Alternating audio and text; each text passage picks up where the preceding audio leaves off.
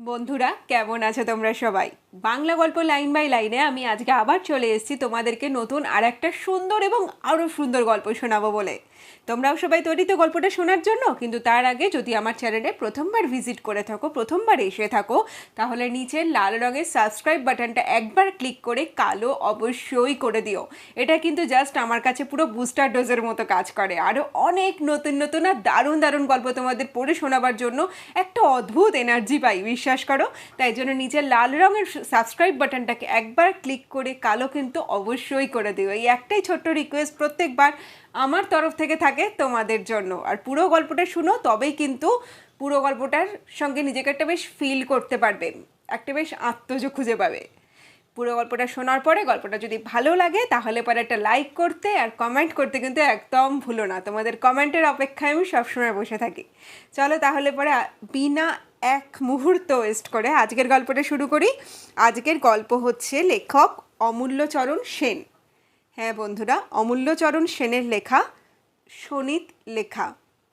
তাহলে চলো শুরু করি আজকের গল্প, অমূল্যচরণ সেনের লেখা, শোণিত লেখা। আমার নাম শ্রী জগদীশচন্দ্র রায়। আমি মেডিকেল কলেজের চতুর্থ বার্ষিক শ্রেণীতে অধ্যয়ন করি। আর 1 বৎসর পরে একজন দিগ্গজ ডাক্তার হইব আশা করি।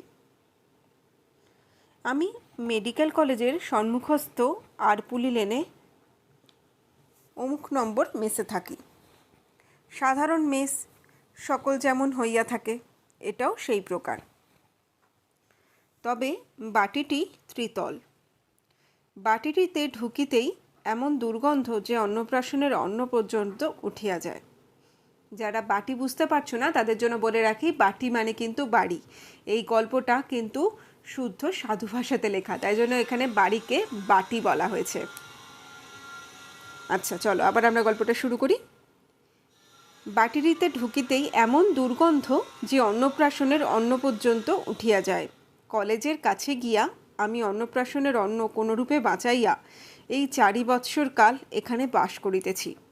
দ্বিতল তল অপেক্ষাকৃত ভালো। তৃতীয় তলে 2খানি মাত্র ঘর আছে, একখানি আমার দখলে ও অপরখানি খালি আছে।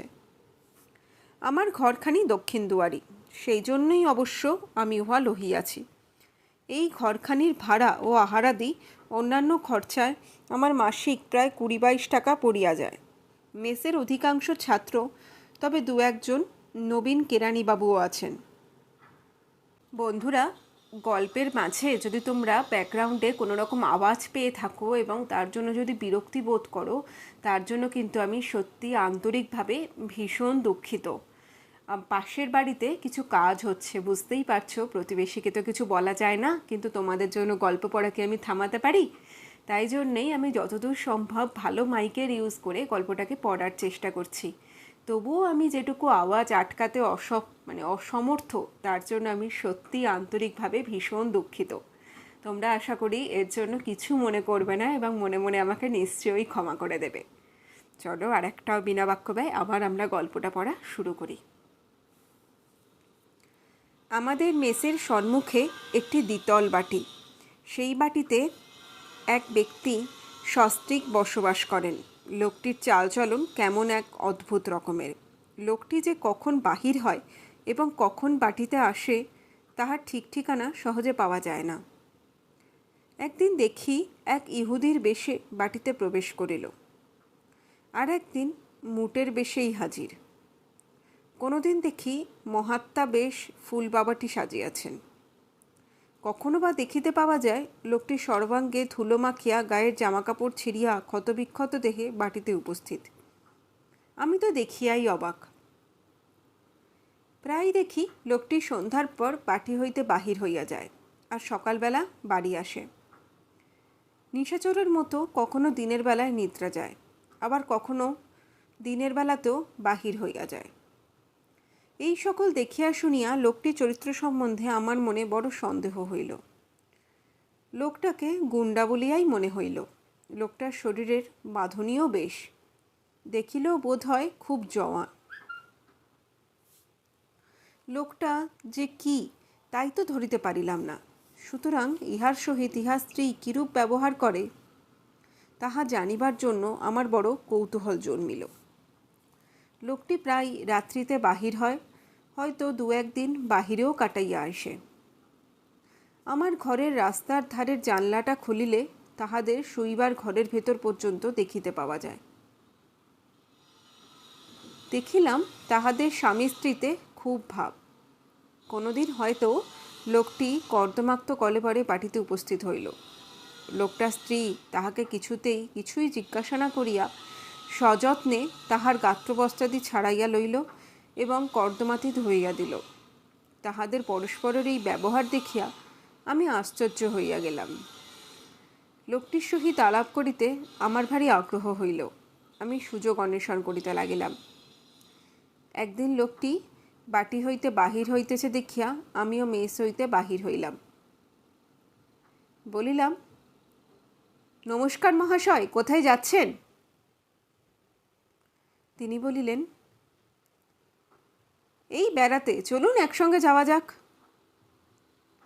আমি তো তাহাই চাই, যাহা হোক সেই দিন তো তাহার সহিত খানিকটা বেড়াইয়া আসিলাম। একদিন কোনো প্রয়োজন না থাকিলেও তাহার নিকট হইতে 5টি টাকা ধার করিয়া আনিলাম। দিন 2 পরে আবার টাকা কয়টি ফিরাইয়া দিয়া আসিলাম। ইহার পর হইতে মধ্যে মধ্যে তিনি আবার আমায় নিমন্ত্রণ করিতে লাগিলেন। যাহা হোক, এইরূপে তাহার সহিত আমার একরূপ ঘনিষ্ঠতা জন্মিয়া গেল। লোকটির নাম গিরিজানাথ মুখোপাধ্যায়, বয়স 35 বৎসর। কি কার্য করেন জানিতে পারিলাম না। লোকটি কিন্তু বেশ অমায়িক। পূর্বে আমার যে সন্দেহ জন্মিয়াছিল সেই সন্দেহ প্রায় অপনীত হইয়া গেল। অনেক দিন হইতে দাবা খেলার ওপর আমার ভয়ানক ঝোঁক। আমি প্রায় তাহাকে দাবা খেলার জন্য আমার বাসায় ডাকিতাম। তিনিও আমাকে তাহাদের বাটিতে লইয়া যাইতেন। এইরূপে ক্রমাগত তাহাদের বাড়িতে যাওয়াতে একটি পাকা গোছের সম্পর্ক পাতাইয়া ফেলিলাম। আমি গিরিজাবাবুর স্ত্রী মনোরমা দেবীকে খুড়ি সম্বোধন করিতে লাগিলাম। তিনিও আমাকে পুত্রাধিক স্নেহ করিতেন। কিন্তু গিরিজাবাবু যে কি কাজ করেন তাহা আজ অবধিও জানিতে পারিলাম না। একদিন রাত্রিতে আমার নিজের ঘরে নিদ্রা যাইতেছি, হঠাৎ আমার দ্বারে আঘাত হইল। তখন রাত্রি প্রায় 1টা হইবে। এত রাত্রে দরজায় ঘা পড়াতে আমি কিছু সন্দিগ্ধ হইয়া জিজ্ঞাসা করিলাম, কে মহাশয়? উত্তর হইল, আমি গিরিজা। আমি তাড়াতাড়ি দরজা খুলিয়া যাহা দেখিলাম তাহাতে আমার কেশ কণ্টকিত হইয়া উঠিল। দেখিলাম যে গিরিজাবাবু মাথা ফাটিয়া গিয়াছে এবং দরদর ধারায় রক্তস্রাব হইতেছে। আমি একটু সামলাইয়া বলিলাম, এ কি, আপনার কি হয়েছে? গিরিজাবাবু বলিলেন, চুপ, আস্তে। আমার মাথায় সামান্য একটা লাঠির আঘাত লাগিয়াছে। তুমি তো ডাক্তারি পড়ো, ভালো করিয়া ব্যান্ডেজ বাঁধিয়া দাও দেখি। আমি ভাবিলাম, লোকটা বলে কি? এই আঘাত সামান্য, আমরা হলে তো মারা যেতাম। পরে প্রকাশ্যে বলিলাম, এই আঘাত সামান্য বটে, এই চেয়ারে বসুন, আমি এখনই সব ঠিক করিয়া দিতেছি। যাহা হোক, আঘাত তত সাংঘাতিক হয় নাই। আমি সত্যরই ব্যান্ডেজটি বাঁধিয়া দিলাম। তিনি চলিয়া যাইবার সময় বলিয়া গেলেন, রাত্রের ব্যাপারটা চেপে রেখো, কেউ যেন না জানতে পারে। যা হোক, একরকম খুব পালিয়ে এসেছি। এক ঘাড় ওপর দিয়েই গেছে। গিরিজাবাবু চলিয়া গেলেন। আমি আলো নিবাইয়া শয়ন করিলাম। ভাবিতে লাগিলাম, লোকটা কে? আমার বোধ হয় নিশ্চয়ই গুন্ডা। বাহিরে দেখায় যেন কত সাধু। যা হোক, আজ খুব জব্দ হয়ে আছে। এইরূপ চিন্তা করিতে করিতে আমি ঘুমাইয়া পড়িলাম।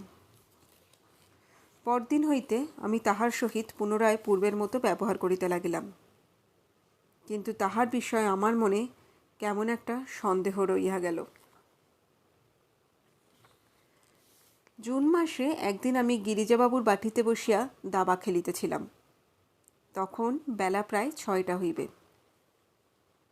খেলা বেশ জমিয়া আসিয়াছিল। এমন সময় একটা গুন্ডাগোছের লোক আসিয়া গিরিজাবাবুর হাতে একখানি পত্র দিল। পত্রখানি পাঠ করিয়াই তিনি হঠাৎ লাফাইয়া উঠিলেন। পরে লোকটার দিকে চাহিয়া বলিলেন, তুমি শীঘ্র যাইয়া বলো, আমি যাইতেছি। বলিবা মাত্র লোকটা তো পাখির মতো উড়িয়া গেল। পরে আমার দিকে চাহিয়া বলিলেন, আজ এই পর্যন্ত থাক, আমাকে এক্ষুনি যেতে হবে। একে তো পূর্ব হইতে তাহার ওপর আমার বিষম সন্দেহ, তারপর একটা গুন্ডা আসিয়া আবার পত্র দিয়া গেল। আমি তো কিছুই বুঝিতে পারিলাম না। এমন জমকালো খেলাটি ভাঙাতে আমার বড়ই রাগ হইল। আমি বিদ্রুপ করিয়া বলিলাম, চলুন, আমিও সঙ্গে যাইব। তিনি একটু চিন্তা করিয়া বলিলেন, ক্ষতি কি, আচ্ছা এসো, তাড়াতাড়ি এসো। আমি একটা জামা গায়ে দিয়া চাদর লইয়া চলিলাম। তিনিও সেদিন একটা জামা ও চাদর লইয়া বাহির হইলেন। বাটি হইতে বাহির হইয়া গিরিজাবাবু এত দ্রুত চলিতে লাগিলেন যে আমি প্রায় 20 হাত পিছাইয়া পড়িলাম। আমরা বরাবর বহু বাজারের দিকে চলিলাম। আমি তাহার সহিত চলিতে পারিতেছি না বলিয়া তিনি একখানি গাড়ি ভাড়া করিলেন। গাড়োয়ানকে বলিলেন, ভবানীপুর যোগুবাবুর বাজার, জোরে হাঁকাইয়া চলো। খুব সত্বর যাইতে পারিলে বকশিসের আশাও দিলেন। গাড়ি ছুটিল। আমি ভাবিতে লাগিলাম। গাড়িতে উঠিয়া পর্যন্ত আমি ভাবিতে লাগিলাম, ভবানীপুরে কিসের জন্যই বা তাড়াতাড়ি। দু একবার গিরিজাবাবুকে জিজ্ঞাসাও করিলাম, কিন্তু কোনো উত্তর পাইলাম না। তাহার কুঞ্চিত ললাট ও শূন্য দৃষ্টি দেখিয়া বোধ হইল যে তিনি কোনো গুরুতর বিষয়ে চিন্তা করিতেছিলেন। মাঝে মাঝে বড় অ্যাক্টিভ নস্য লইতেছিলেন। বলিতে ভুলিয়া গিয়াছি, গিরিজাবাবু একটি পাকা নস্যখোর। গিরিজাবাবুর কোনো উত্তর না পাইয়া আমি আর তাহাকে কোনো কথা জিজ্ঞাসা করিলাম না, নিজেই ভাবিতে লাগিলাম। অবিলম্বে আমাদের গাড়ি যোগুবাবুর বাজারের নিকট আসিয়া পড়িল। নামিয়াই দেখি যে রাস্তা লোকে লোকারণ্য। যাহা হোক, কোনোরূপে লোকের ভিড় ঠেলিয়া ভিতরে যাইতে লাগিলাম। কতকগুলি পুলিশ প্রহরী সেখানে পাহারা দিতেছিল। আমি অগ্রসর হইতেছি দেখিয়া একজন শ্বেতকায় কনস্টেবল আমাদিগকে ধাক্কা দিবার উপক্রম করিল। এমন সময় গিরিজাবাবু তাহার সংকেত চিহ্ন দেখাইলেন। শ্বেতাঙ্গপ্রবর অপ্রতিভ হইয়া তখন নিজেই ভিড় ঠেলিয়া আমাদিগকে ভিতরে লইয়া যাইতে লাগিল। আমি তখন বুঝিতে পারিলাম গিরিজাবাবু একজন গোয়েন্দা। আমরা বরাবর একটি ত্রিতল বাটির সম্মুখে উপস্থিত হইলাম। দরজায় বসিয়া একজন বৃদ্ধ ভৃত্য ক্রন্দন করিতেছিল। গিরিজাবাবু তাহাকে জিজ্ঞাসা করিলেন, খুন হয়েছে কোথায়? বৃদ্ধ উত্তর করিল, আজ্ঞে তেতলায়। এই কথা বলিয়া বৃদ্ধ দ্বিগুণ স্বরে ক্রন্দন করিতে লাগিল। তেতলার কথাটি শুনিয়া গিরিজাবাবু একেবারে ছুটিলেন। আমিও তাহার অনুসরণ করিতে লাগিলাম। উঠিয়াই দেখি যে একটি ঘরের দরজার বাহিরে একখানি টেবিলের পাশে দাঁড়াইয়া ম্যাজিস্ট্রেট ও পুলিশ ইন্সপেক্টর সাহেব ব্যস্তভাবে রিপোর্ট লিখিতেছেন। আশেপাশে কয়েকজন শ্বেত কৃষ্ণ কনস্টেবল দণ্ডায়মান ছিল। আমি একটু অগ্রসর হইয়া ঘরের ভিতর দৃষ্টিপাত করিলাম। যাহা দেখিলাম তাহাতে আমার মস্তক ঘুরিয়া গেল। গৃহের মধ্যস্থলে একজন বৃদ্ধ লোক মৃতাবস্থায় পড়িয়া রহিয়াছে। ঘরের ভিতর যেন রক্তের ঢেউ খেলিতেছে। এদিকে পুলিশ সাহেব গিরিজাবাবুকে সম্বোধন করিয়া বলিলেন, গিরিজাবাবু, আপনাকে মিছিমিছি কষ্ট দেওয়া হইল, কারণ এক্ষেত্রে আপনার বুদ্ধি কৌশলের কোনো প্রয়োজন হইবে না। আমরা দোষী ব্যক্তির নাম জানিতে পারিয়াছি, তাহাকে গ্রেপ্তার করিতে হুকুম হইয়াছে, সে এখনই উপস্থিত হইবে। গিরিজাবাবু বিনম্রভাবে জিজ্ঞাসা করিলেন, আপনারা কিরূপে জানিতে পারিলেন? উত্তরে পুলিশ সাহেব বলিলেন, হত্যাকারী যখন পলায়ন করে তখন সে ভাবিয়াছিল লোকটি মরিয়া গিয়াছে। তখনও কিন্তু লোকটি মরে নাই। মরিবার আগে অতি কষ্টে হতব্যক্তি রক্তের দ্বারা হত্যাকারীর নাম লিখিয়া রাখিয়াছে। আসুন, আপনি ভালো করিয়া পরীক্ষা করুন। গিরিজাবাবু ঘরের ভেতর গিয়া দেখিলেন যে রা, ম, গো এই কয়েকটি বর্ণ রক্তের দ্বারা অস্পষ্টভাবে লিখিত রহিয়াছে। পুলিশ সাহেব বলিলেন, রা, ম, গো এই কয়টি অক্ষর রামগোপাল নামের পূর্বাংশ মাত্র। এই রামগোপালই হত যোগেন্দ্রনাথ সিংহ মহাশয়ের ভ্রাতুষ্পুত্র। গিরিজাবাবু বলিলেন, আমি এই বিষয়ে আপনাদের সহিত একমত হইতে পারিতেছি না। পুলিশ সাহেব উত্তর দিলেন, এখন না হইতে পারেন, কিন্তু আমি আশা করি হত্যাকারী কোনরূপ তাহার দোষ অস্বীকার করিতে পারিবে না। রা, ম, গো এই তিনটি বর্ণ তাহার বিরুদ্ধে মারাত্মক প্রমাণ, আর এই কর্ম রামগোপাল ভিন্ন অন্য কেহ করিতে পারে বলিয়া আমার বিশ্বাস হয় না, কারণ সেই এখন যোগেনবাবুর অতুল সম্পত্তির একমাত্র অধিকারী। বিশেষত এই রামগোপাল কাল রাত্রি 9টার পর খুড়ার সহিত সাক্ষাৎ করিতে আসিয়াছিল ও অনেক রাত্রি পর্যন্ত এখানে ছিল। পুলিশ সাহেবের সিদ্ধান্ত শুনিয়া গিরিজাবাবু আপনা আপনি বলিতে লাগিলেন, এখন সব জলের মতো পরিষ্কার বুঝিতে পারিতেছি, এই রামগোপাল একটা আস্ত গাধা। প্রকাশ্যে বলিলেন, বিষম সমস্যা, দেখা যাক কীরূপ হয়। এই কথা বলাতে পুলিশ সাহেব গিরিজাবাবুকে বারান্দার দিকে লইয়া গেলেন।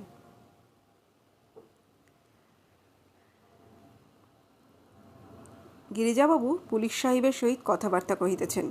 আমিও সুযোগ বুঝিয়া এই লোমহর্ষণ ব্যাপার ভালো করিয়া দেখিতে লাগিলাম।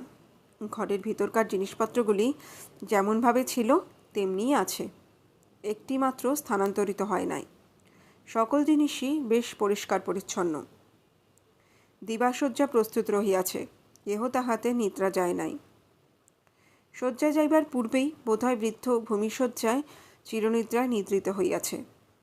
দেরাজ, আলমারি প্রভৃতি আসবাব সকল অতি সুন্দর রূপে পালিশ করা, তাহাতে ধুলার লেশ মাত্র নাই। টেবিলের ওপর একটি বাতিদান, তাহাতে আর বাতি নাই, সমস্ত পুড়িয়া গিয়াছে। গৃহের সমস্ত জিনিস দেখিয়া আমি মৃতদেহটি ভালো করিয়া পরীক্ষা করিতে লাগিলাম। এই হতভাগ্য লোকটির বয়স অনুমান 70-75 হইবে। খর্বকায় বৃদ্ধ হইলেও শরীরের মাংস তত লোল হয় নাই, দেহের বাঁধুনি বেশ। অকালে হত না হইলে হয়তো 100 বৎসর বাঁচিত। মাথায় সাদায় কালোয় মিশানো একরাশ কোঁকড়ানো চুল, দাড়ি সুবৃহৎ, বক্ষস্থলের শেষ সীমা স্পর্শ করিয়াছে। আশ্চর্যের বিষয়, হতলোকটির মুখে যন্ত্রণা বা ক্লেশের চিহ্নমাত্র নাই, যেন হাসিতেছে। মুখের ভাব দেখিয়া বোধ হয় যেন কোনো কথা বলিতে যাইতেছে। হতব্যক্তির অবস্থা যতদূর বুঝিতে পারা গেল, তাহাতে বুঝিলাম যে লোকটি আঘাতপ্রাপ্ত মাত্রই মৃত্যু মুখে পতিত হইয়াছে। আঘাতপ্রাপ্ত মাত্র মৃত্যু না ঘটিলে এই ব্যক্তি রা, ম, গো এই অক্ষর কয়টি লিখিল কিরূপে, এই চিন্তাও তখন আমার মনে উদিত হইল। বস্তুতই তখন আমার মন সন্দেহ দোলায় তুলিতেছিল। আমি কৌতূহলের বশবর্তী হইয়া তাড়াতাড়ি হতব্যক্তির দক্ষিণ হস্ত ভালো করিয়া দেখিতে লাগিলাম। দক্ষিণ হস্ত পরিষ্কার, রক্তের চিহ্নমাত্র নাই, কিন্তু বাম হস্তের অবস্থা সেরূপ নহে। বাম হস্তের তর্জনী রক্তমণ্ডিত। কি আশ্চর্য! তবে কি লোকটি বাম হস্তের তর্জনী দ্বারা লিখিয়াছে? ইহা কি সম্ভব? না, ইহা আদৌ সম্ভব নহে। এইরূপ নানা চিন্তায় আমার মস্তিষ্ক ঘুরিয়া গেল, চক্ষু বিস্ফারিত, কেশ কণ্টকিত হইল। আমি হঠাৎ উত্তেজনাবশে চিৎকার করিয়া উঠিলাম। আমার চিৎকার শুনিয়া গিরিজাবাবু, পুলিশ সাহেব প্রভৃতি সকলে আমার নিকট সত্বর পদে উপস্থিত হইলেন। তাহারা প্রায় একযোগে জিজ্ঞাসা করিলেন, হইয়াছে কি? আমি এতদূর উত্তেজিত হইয়াছিলাম যে আমার বাক্য স্ফূর্তি হইল না। অতি কষ্টে আমি গিরিজাবাবুকে হতব্যক্তির বাম হস্তের তর্জনী দেখাইয়া বলিলাম, এই দেখুন। গিরিজাবাবু তৎক্ষণাৎ মৃতদেহের পার্শ্বে বসিয়া পড়িলেন এবং তীক্ষ্ণ দৃষ্টিতে বাম হস্তের অঙ্গুলিটি লক্ষ্য করিয়া বলিলেন, ইন্সপেক্টর সাহেব, এই কথা কয়টি কখনো হতলোকটির দ্বারা লিখিত হয় নাই। এই দেখুন, ইহার বাম হস্তের তর্জনীটি কেবল রক্তমাখা। পুলিশ সাহেব দুঃখের সহিত উত্তর করিলেন, বোধ হয় আমি পূর্বে অত লক্ষ্য করি নাই। গিরিজাবাবু বলিলেন, এখন স্পষ্ট বুঝা যাইতেছে যে হত্যাকারী স্বহস্তে না লিখিয়া এই কথা কয়টি হতব্যক্তির অঙ্গুলির দ্বারা লিখিয়াছে। এই কেবল পুলিশের কর্মচারীগণকে ভ্রান্তিতে ফেলিবার জন্য নহে, কোনো নিরীহ লোককে বিপদে ফেলিবার নিমিত্ত। হত্যাকারী সুচতুর। এখন আপনার কিরূপ বোধ হয়? ম্যাজিস্ট্রেট সাহেব ভাবিতে ভাবিতে বলিলেন, এ বড় বিষম সমস্যা। আমরা হতলোকটির চেহারা দেখিয়াই ঠকিয়াছি। গিরিজাবাবু, আপনি এই রহস্যের দ্বারোদ্ঘাটন করুন, হত্যাকারীর সন্ধান লউন। ম্যাজিস্ট্রেট নীরব হইলে একজন কনস্টেবল আসিয়া পুলিশ সাহেবকে সেলাম করিয়া বলিল, হুজুরের হুকুমে রামগোপালকে গ্রেপ্তার করা হইয়াছে। সে এখন হাজতে। সে নিজের দোষ স্বীকার করিয়াছে। এই কথা শুনিয়া আমি একেবারে আশ্চর্যান্বিত হইলাম। ভাবিলাম, এ কি হইল? আমরা কোথায় রামগোপালের নির্দোষিতা প্রমাণ করিতে যাইতেছি, আর সে কিনা নিজ মুখেই তাহার সমস্ত দোষ স্বীকার করিয়াছে। দেখিলাম এই কথায় গিরিজাবাবুর মুখেও বিস্ময়ের রেখা পড়িয়াছে। তাহার উজ্জ্বল চক্ষু উজ্জ্বলতর হইয়াছে। তিনি ঘন ঘন নস্য গ্রহণ এবং বারান্দায় ইতস্তত ভ্রমণ করিতে লাগিলেন। এমন সময় দারোগা মধুসূদন বর্মন আসিয়া সেখানে উপস্থিত হইল। তাহাকে দেখে মাত্রই গিরিজাবাবু জিজ্ঞাসা করিলেন, রামগোপাল কি তোমার সম্মুখে নিজের দোষ স্বীকার করিয়াছে? দারোগা দ্রুততার সহিত উত্তর দিল, হ্যাঁ মহাশয়, এই দেখুন আমার ডায়েরিতে তাহার কথাগুলি ঠিক ঠিক লিখিয়াছি। পুলিশ সাহেব জিজ্ঞাসা করিলেন, বর্মন, তুমি এত শীঘ্র কীরূপে কার্যটি সম্পন্ন করিলে? রামগোপালকেই বা কোথায় গ্রেপ্তার করা হইয়াছে? দারোগা বর্মন উত্তর করিল, আমরা আপনার কথা মতো একখানি গাড়ি ভাড়া করিয়া বরাবর শ্যামবাজারে রামগোপালবাবুর বাটি গিয়া উপস্থিত হইলাম। তাহাকে বৈঠকখানায় দেখিতে পাইলাম না। বোধহয় তিনি তখন আহারে বসিবার উপক্রম করিতেছিলেন। যাহা হোক, বিলম্ব হইল না। একেবারে রামগোপালবাবুর নাম ধরিয়া ডাকিলাম। ডাকিমাত্রই তিনিও তাহার স্ত্রী নিচে নামিয়া আসিলেন। আমাদিগকে দেখিয়া রামগোপালবাবু বলিলেন, তোমরা কি চাও? আমি উত্তর করিলাম, মহারানীর নামে আমি আপনাকে গ্রেপ্তার করিতে বাধ্য হইলাম। পাঠক মহাশয়, রামগোপালবাবুর স্ত্রীকে বাহিরে আসিতে দেখিয়া বিস্মিত হইবেন না, কারণ তাহারা সাহেবী ধরনের লোক। বহুদিন হইতে সাহেবী চালচলন ও সাহেবী আদব কায়দা অবলম্বন করিয়াছেন। সুতরাং তাহাদের মধ্যে যে স্ত্রী স্বাধীনতা একটু বেশি পরিমাণে আছে, তাহাতে আর সন্দেহ কি। এটা লেখক লিখেছেন পাঠক মহাশয়ের, মানে পাঠকদের উদ্দেশ্যে। এক্ষেত্রে আমিও তোমাদের একটু ক্লিয়ার করে দিই। বুঝতেই পারছো যে এটা অনেক আগের, কারণ কনস্টেবলদেরকেও এখানে শ্বেতবর্ণ বলে আলাদা করে উল্লেখ করা হচ্ছে। সুতরাং এটা প্রায় ইংরেজরা যখন দেশ শাসন করছিল সেই আমলের এটা হয়তো লেখা ঘটনা, যখন স্ত্রীরা সবার সামনে আসতো না, বেরোতো না। তো সেই ক্ষেত্রেই বলা হচ্ছে, তখন যারা উচ্চ বংশ, উচ্চ জাত ছিল বা যাদের অনেক পয়সা ছিল, বড় লোক ছিল, তারা কিন্তু অনেকটা সাহেবী আদব কায়দাতেই তারা চলতো। তো সেই হিসেবে তাদের বাড়ির স্ত্রী লোকেরাও কিন্তু বাড়ির বাইরে আসতেন, সবার সামনে মিশতেন, কথা বলতেন, বিভিন্ন পার্টিও অ্যাটেন্ড করতেন। তো সেই কথাই এখানে কিন্তু লেখক পাঠকদের উদ্দেশ্য করে বোঝাতে চেয়েছে। যদি আপনারা এই জায়গাটা না বুঝতে পারেন, আমি আর একবার পড়ছি। পাঠক মহাশয়, রামগোপালবাবু স্ত্রীকে বাহিরে আসিতে দেখিয়া বিস্মিত হইবেন না, কারণ তাহারা সাহেবী ধরনের লোক। বহুদিন হইতেই সাহেবী চালচলন ও সাহেবী আদব কায়দা অবলম্বন করিয়াছেন। সুতরাং তাহাদের মধ্যে যে স্ত্রী স্বাধীনতা একটু বেশি পরিমাণে আছে, তাহাতে আর সন্দেহ কি। পরিষ্কার হয়ে গেল বন্ধুরা? চলুন আমরা আবার পড়া শুরু করি। পুলিশ সাহেব বলিলেন, এই সকল বাজে কথা ছাড়িয়া আসল কথাগুলি বলিয়া যাও। মধুসূদন পুনরায় বলিতে আরম্ভ করিল, আমি অনেক লোককে গ্রেপ্তার করিয়াছি, কিন্তু রামগোপালবাবু এই কথাগুলি শুনিয়া যেরূপ আঘাতপ্রাপ্ত হইয়াছেন, তাহা কোথাও দেখি নাই। তিনি বহুক্ষণ শূন্য দৃষ্টিতে আকাশপানে চাহিয়া রহিলেন। তাহার পর কিছুক্ষণ পরে আমাকে লক্ষ্য করিয়া বলিলেন, হয় আপনি আমাকে ঠাট্টা করিতেছেন, নয় আপনার ভ্রম হইয়াছে। আমি উত্তর করিলাম, না, আমার কোনো ভুল হয় নাই। রামগোপালবাবু পুনরায় বলিলেন, তবে আপনি আমায় গ্রেপ্তার করিতেছেন কেন? আমি একটু উচ্চকণ্ঠে বলিলাম, কেন মিছিমিছি ছেলে মানুষের মতো ব্যবহার করিতেছেন? আপনার খুড়ার বিষয় কি আপনি কিছুই জানেন না? এখন কি লুকাইলে চলিবে? আপনার খুড়ার লিখিত কথা কয়টি যে আপনার বিরুদ্ধে উজ্জ্বল প্রমাণ। এই কথা শুনিয়া রামগোপালবাবু হতজ্ঞান হইয়া পড়িলেন। আমরা তাহাকে ধরিয়া বৈঠকখানে একটি চেয়ারে বসাইলাম। তাহার পর তিনি একটু প্রকৃতিস্থ হইলে বলিলাম, এখন আপনি আমার পরামর্শ গ্রহণ করুন, আপনি যে দোষী তাহা স্বীকার করুন। তৎপরে তিনি শূন্য মনে শূন্য দৃষ্টি হইয়া ধীরে ধীরে বলিলেন, হ্যাঁ, আমি প্রকৃত দোষী। ইহার পর আমার ইঙ্গিতে রামদিন পাহাড়ওয়ালা রামগোপালবাবুকে সম্বোধন করিয়া বলিল, রামগোপালবাবু, তবে একবার আমাদের সঙ্গে চলুন। তিনি টলিতে টলিতে উঠিয়া অতি মৃদুস্বরে বলিলেন, চলো যাই। আমরা মনে করিলাম এই খাসে আমাদের কার্য সমাপ্ত হইল, কিন্তু তাহা হইল না। আমি এতক্ষণ রামগোপালবাবুর স্ত্রীর প্রতি তত লক্ষ্য করি নাই। এখন দেখিলাম তাহার স্ত্রী একখানি চেয়ারে অর্থসাহিত্য অবস্থায় পতিত। তিনি যে মূর্ছিত হইয়াছেন আমি অনুমানেই তাহা বুঝিলাম। যাহা হোক, আমরা সেদিকে বড় একটা লক্ষ্য না করিয়া রামগোপালবাবুকে গাড়িতে উঠাইয়া লইয়া আসিবার উপক্রম করিতে লাগিলাম। রামগোপালবাবুও আমাদের সঙ্গে সঙ্গে যাইবার জন্য দু এক পা অগ্রসর হইতে লাগিলেন। ইত্যবসরে তাহার মূর্ছাভঙ্গ হইল। হঠাৎ প্রকৃতিস্থ হইয়া তিনি পাগলিনীর মতো বলিয়া উঠিলেন, না না, তুমি যেতে পাবে না, আমি তোমায় কিছুতেই যেতে দেব না। আমরা এইরূপ ঘটনা অনেক দেখিয়াছি, সুতরাং ইহাতে কিছু নতুনত্ব বোধ করিলাম না। সুতরাং আমি তাহাকে সম্বোধন করিয়া বলিলাম,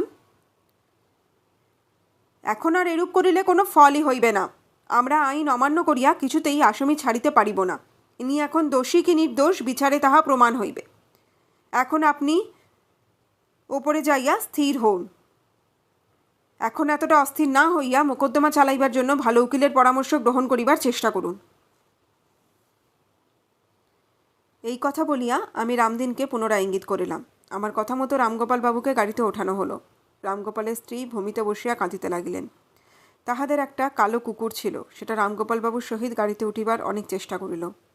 আমরা বহু কষ্টে তাহাকে তাড়াইয়া দিয়া গাড়ি হাঁকাইয়া দিলাম। গাড়িতে তাহাকে কথা কইবার জন্য অনেক যত্ন করিলাম, কিন্তু তিনি একটি কথাও কহেন নাই, কেবল শূন্য নয়নে নিচের দিকে চাহিয়াছিলেন। যখন আমরা তাহাকে লইয়া হাজত ঘরে প্রবেশ করিলাম, তখন তিনি উন্মত্তের ন্যায় হঠাৎ বলিয়া উঠিলেন, হা জগদীশ্বর, আমি কি করিয়াছি? আমি তাহার নিকটবর্তী হইয়া পুনরায় বলিলাম, রামগোপাল বাবু, আপনার দোষ স্বীকার করুন। রামগোপাল বাবু নীরবে একবার মাত্র সম্মতিসূচক মস্তক নাড়িলেন। তাহার পর অশ্রুভারাক্রান্ত নেত্রে বলিলেন, আমায় একাকী থাকিতে দিন। পাছে তিনি আত্মহত্যা করেন এই ভয়ে নিকটে কোনো অস্ত্রশস্ত্র আছে কিনা ভালো করিয়া পরীক্ষা করিলাম ও পাহারাওয়ালাকে তাহার উপর সতর্ক দৃষ্টি রাখিতে উপদেশ দিয়া আপনাদের এখানে চলিয়া আসিলাম। দারোগার মুখে এই সকল কথা শুনিয়া আমি পূর্বাপেক্ষাও অধিক মাত্রায় বিস্মিত হইলাম। পুলিশ সাহেব কিন্তু অম্লান বদলে দারোগা মধুসূদনের ক্ষিপ্রকারিতা ও কার্যকারিতার যথেষ্ট প্রশংসা করিলেন। আমি কয়েকটা কথা বলিতে যাইতেছি, এমন সময় গিরিজাবাবু আমার মুখের কথা কয়টি যেন কাড়িয়া লইয়া বলিয়া উঠিলেন, স্বীকার করি সব সত্য, কিন্তু যদি আমি রামগোপাল বাবুকে প্রকৃত হত্যাকারী বলিয়া স্বীকার করি, তাহা হইলে সে যে নিজের আপনার নাম লিখিয়াছে তাহাও আমাকে স্বীকার করিতে হয়। ইহা কি কখনো সম্ভব না বিশ্বাসযোগ্য? পুলিশ সাহেব বলিলেন, যখন দোষী নিজ মুখে আপনার সমস্ত দোষ স্বীকার করিতেছে, তখন এই বিষয় লইয়া আমাদিগকে আর অধিক মস্তিষ্ক চালনায় আবশ্যক কি? ম্যাজিস্ট্রেট সাহেব পুলিশ সাহেবের এই কথা গ্রহণযোগ্য বিবেচনা করিলেন না। গিরিজাবাবুর পূর্বোক্ত কথা কয়টি তাহার মনে সন্দেহের উদ্রেক করিল। তিনি বলিলেন, আমি এখনই হাজতে গিয়া রামগোপালের সহিত সাক্ষাৎ ও তাহার জবানবন্দি গ্রহণ করিব। অতঃপর তিনি পুলিশ সাহেবকে অন্যান্য আবশ্যকীয় কার্যাদি সম্পন্ন করিবার ও ডাক্তারগণের রিপোর্ট লইয়া যাইবার ভার প্রদান করিয়া কেরানি ও ইন্টারপ্রিটারের সহিত চলিয়া গেলেন। পুলিশ সাহেবের মধ্যাহ্নভোজনের সময় উত্তীর্ণ প্রায়। তিনি অতি দ্রুত হস্তে গৃহের সমুদায় মূল্যবান জিনিসপত্রগুলি ফর্দ করিতে লাগিলেন। গিরিজাবাবু ও আমরা দুজনে একটু দূরে যাইয়া চিন্তা করিতে লাগিলাম। গিরিজাবাবু বলিলেন, তাহা হইলে বোধ হয় হতব্যক্তি নিজেই ওই নাম লিখিয়াছে। আমি বলিলাম, তাহা কখনো হইতে পারি না, বাম হস্তের দ্বারা লেখা কি সম্ভব? বিশেষত হতব্যক্তি আঘাতপ্রাপ্ত মাত্রই মৃত্যুমুখে পতিত হইয়াছে। গিরিজাবাবু আমাকে পুনরায় জিজ্ঞাসা করিলেন, আঘাত প্রাপ্তি মাত্রই কি ওই লোকটি প্রাণত্যাগ করিয়াছে? আমি উত্তর করিলাম, তাহার আঘাতস্থান দেখিয়া যতদূর বুঝিতে পারা যায়, তাহাতে বোধ হয় লোকটি আঘাতপ্রাপ্ত মাত্রই মৃত্যুমুখে পতিত হইয়াছে। যাহা হোক, সরকারি ডাক্তারেরা এখনই আসিবেন। তাহাদের রিপোর্ট দেখিলেই আমার কথার সত্যাসত্য বুঝিতে পারিবেন। এখন সে বিষয়ে বাদানুবাদ নিষ্প্রয়োজন। বিশেষে আমি একজন সামান্য ছাত্রবই তো নই। ডাক্তারেরা আমার অপেক্ষা অনেক জ্ঞানী। গিরিজাবাবু অন্যমনস্কভাবে বলিলেন, ইহার ভেতর নিশ্চয়ই কোনো গূঢ় রহস্য লুকায়িত আছে। আমাকে এই রহস্য উদ্ঘাটন করিতে হইবে। আমি আবার নতুন করিয়া ইহার তথ্যানুসন্ধান করিব। আচ্ছা, প্রথমে দারোয়ানকেই জিজ্ঞাসা করা যাক।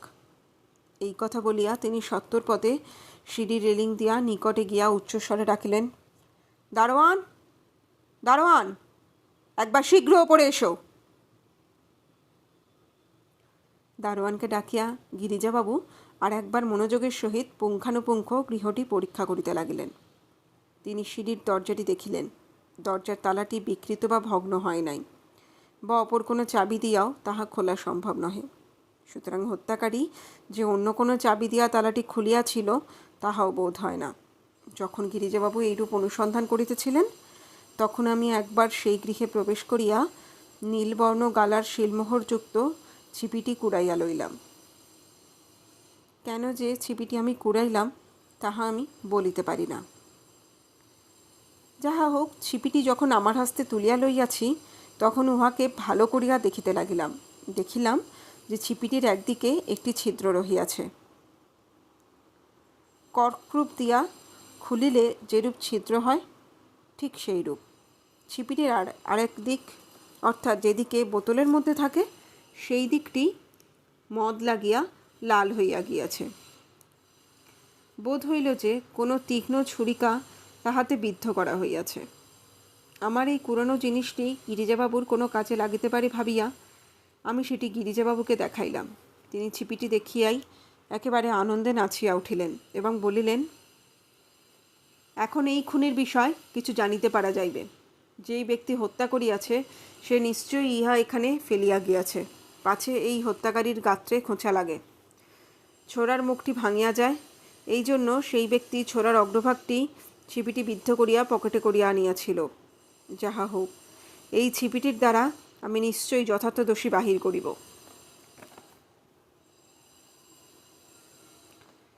গিরিজাবাবু ও আমি এইরূপ কথোপকথনে নিযুক্ত ছিলাম। এমন সময় আমাদিগর পশ্চাতে এক কাতর দীর্ঘশ্বাস পড়িল। ফিরিয়া চাহিয়া দেখিলাম সেই বৃদ্ধ দারোয়ানটি আমাদের নিকট উপস্থিত। আমাদের ফিরিতে দেখিয়া সে জিজ্ঞাসা করিল, মহাশয়, আমাকে আপনাদিগকের কি দরকার? গিরিজাবাবু বলিলেন, এইখানে বসো। বৃদ্ধ দারোয়ান তাহার কথা মতো সেই স্থানে বসিয়া রহিল। গিরিজাবাবু তীক্ষ্ণ দৃষ্টিতে তাহার পানে চাহিয়া রহিলেন। আমার বোধ হইল যেন তিনি বৃদ্ধের হৃদয়ের অন্তঃস্থল পর্যন্ত দেখিতেছিলেন। পরে বলিলেন, আমি তোমায় কতকগুলি প্রশ্ন করিতে চাই, তুমি তাহার যথাযথ উত্তর প্রদান করিবে। তোমার মনিবের সম্বন্ধে তুমি কি জানো, সংক্ষেপে তুমি তাহাই বলিয়া যাও। বৃদ্ধ দারোয়ানের এজাহার। আমার মনিবের নাম যোগেন্দ্রনাথ সিংহ। তাহার কাজকর্ম যে সিংহ এই নামে চলিত। প্রায় 8 বৎসর হইল তিনি এই বাটিতে বাস করিতেছেন। ইহার পূর্বে তিনি চৌরঙ্গিতে থাকিতেন। চৌরঙ্গীর যে বাটিতে তাহার দোকান, তিনি সেই বাটিতেই থাকিতেন। তাহার পরচুলের দোকান ছিল এবং তিনি অতি সুন্দর চুল কাটিতে পারিতেন। তিনি এই কার্যে অনেক অর্থ উপার্জন করিয়াছিলেন। বলিতে কি, এই ব্যবসায় তিনি ধনী বলিয়া গণ্য হইয়াছিলেন। তাহার ভ্রাতুষ্পুত্রের নিকট শোনা তাহার নগদ 1.5 লক্ষ টাকার বিষয়। তাহা ছাড়া বাটিঘর ইত্যাদি ভূসম্পত্তি অনেক। আমার মনেই বেশ সাদাসিধা রকমের লোক ছিলেন। দোষের মধ্যে কেবল একটু মাথা পাগলা ছিলেন মাত্র। তাহার মনে অহংকারের লেশমাত্র ছিল না। তিনি লোকের সহিত বেশ মিশিতে পারিতেন। তাহার গল্প বলিবার এইরূপ ক্ষমতা ছিল যে তিনি গল্প করিতে আরম্ভ করিলে তাহার নিকট হইতে ওঠে কারসাধ্য। তাহার চাল চলন সাধারণ লোকের মতো ছিল। আপনার উপায়ে তিনি সুখে জীবনযাপন করিতেন বটে, কিন্তু তিনি অপব্যয়ী ছিলেন না। এই বলিয়া দারোয়ান নীরব হইল। গিরিজাবাবু জিজ্ঞাসা করিলেন, তুমি আর বিশেষ খবর আমাকে দিতে পারো? দারোয়ান বলিল, খুব পারি, তবে শুনুন, আমি এক এক করিয়া সমস্তই বলিয়া যাই। তিনি অতিশয় শৌখিন গোছের লোক ছিলেন। কোনো কিছু তিলমাত্র অপরিষ্কার দেখিতে পারিতেন না। ঘরের যেখানে একটু ময়লা হইয়াছে, যেখানে একটু ধুলা পড়িয়াছে, তাহা তিনি স্বহস্তেই পরিষ্কার করিয়া ফেলিতেন। বেলা 10টার সময় তিনি কতকগুলি বিস্কুট, খানিকটা চা ও 2টা ডিম খাইতেন। ইহাই তাহার প্রাতঃভোজন। তারপর তিনি বেশ বিন্যাস করিতেন। নিত্য নতুন পোশাক পরিতে তাহার মতো লোক আমি দেখি নাই। সুন্দর পোশাক নহিলে তিনি পরিতেন না। চালচলন সাহেবী ধরনের ছিল। প্রত্যহ দ্বিপ্রহরে তিনি বাটিতে আহার করিতেন না, একেবারে হোটেলে মধ্যাহ্নভোজন করিতেন।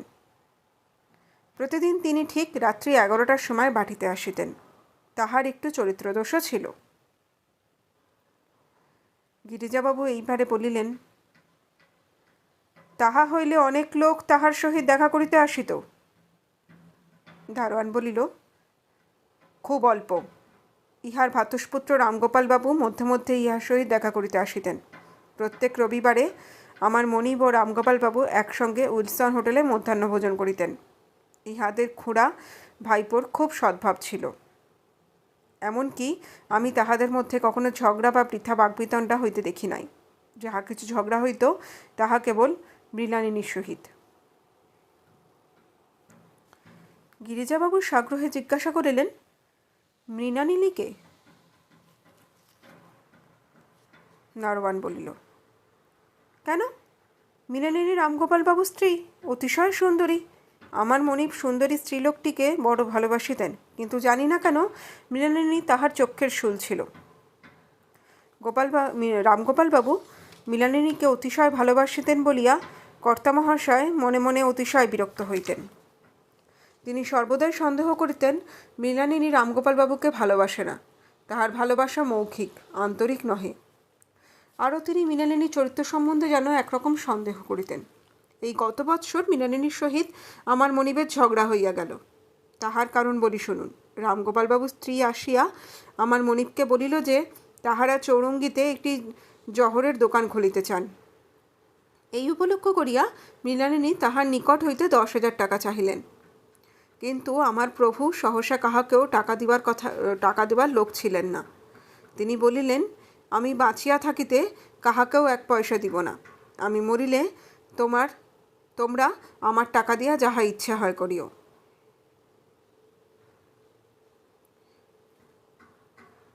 আমি ভাবিলাম গিরিজাবাবু এই সূত্র ধরিয়া আরও কিছু জানিবেন, কিন্তু তিনি এই সকল অনাবশ্যক কথায় বড় একটা কর্ণপাত না করিয়া একেবারে বৃদ্ধ দারোয়ানকে জিজ্ঞাসা করিলেন, যাক, খুনটা কখন কিরূপে তোমরা জানিতে পারিলে?